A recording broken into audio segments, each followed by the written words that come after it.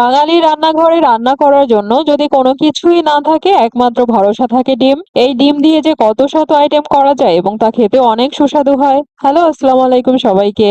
Welcome to my channel test of Bithi. আজ আপনাদের দেখাবো নারকেলি ডিম ভুনা, যেটা খেতে অনেক মজার এবং রান্নাটাও খুব সহজেই করে ফেলা যায়। প্রথমেই আমি ডিমগুলো সিদ্ধ করে নিব। আমি কিছুটা পরিমাণ লবণ আর বেকিং সোডা দিয়েছি। এগুলো দিলে হয় কি, ডিমের খোসা ছাড়ানো খুব সহজ হয়। এবারে এই মশলা আমি রেডি করে নিব। পেঁয়াজ, রসুন, আদা, কাঁচামরিচ, টমেটো, নারকেল কোড়া এগুলো সব একসাথে ব্লেন্ড করে নিব। এই রান্নার মূল আকর্ষণই কিন্তু নারকেল। প্যানে তেল গরম করে নিয়ে সিদ্ধ ডিমগুলো ভেজে নিব। ডিমে লবণ, হলুদ গুঁড়া মেখে রেখে দিয়েছিলাম, আর ডিমের গায়ে চাকু দিয়ে একটু কেটে নিয়েছি। এতে করে ডিমের ভিতরে সব মশলা ভালোভাবে ঢুকবে। চুলার আঁচটা খুব বেশি দেওয়া যাবে না। ডিমের গায়ে হালকা দাগ এলেই নামিয়ে ফেলবো। এভাবে ভাজলে কিন্তু ডিমটা অনেক সফট থাকে আর খেতেও মজা লাগে। ডিম ভাজা তেলেই আমি রান্নাটা করে ফেলবো, বাড়তি কোনো তেল দিব না। তাছাড়া নারকেল থেকেও কিন্তু কিছুটা তেল বের হবে। 2 টুকরা দারুচিনি আর 2টা এলাচ দিয়ে দিব। ভেজে নেওয়ার পরে যে মশলাটা পেস্ট করে রেখেছিলাম ওইটা দিয়ে দিব। এই পর্যায়ে মশলা নেড়ে চেড়ে ভালো করে মিশিয়ে নিব। একটা বিষয়, দারুচিনি আর এলাচ অবশ্যই দেওয়ার চেষ্টা করবেন, বাড়তি কিন্তু একটা সুন্দর ফ্লেভার আসবে। মশলা থেকে যখন তেল ছেড়ে দিবে তখন আমি মরিচ, হলুদ, জিরা আর ধনিয়ার গুঁড়ো অ্যাড করব।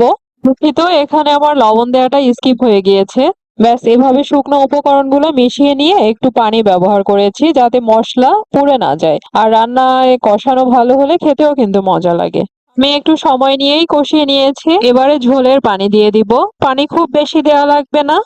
একটু নেড়ে দিয়ে মশলা পানির সাথে মিশিয়ে দিব। পানি যখন ফুটে আসবে, ভেজে রাখা ডিমগুলো দিয়ে দিব। 3টা কাঁচামরিচ দিয়েছি। তরকারিতে দেওয়া সিদ্ধ কাঁচামরিচ ভাতে ডলে খেতে আমার ভালোই লাগে। একটু নেড়ে দিয়েছি। এবার ঢাকনা দিয়ে রান্না করব 10 মিনিট। দেখুন, ঝোল অনেকটাই টেনে এসেছে, যা দারুণ ঘ্রাণ আসছিল না। এই পর্যায়ে চুলাটা অফ করে দিব। নামিয়ে পরিবেশনের পালা।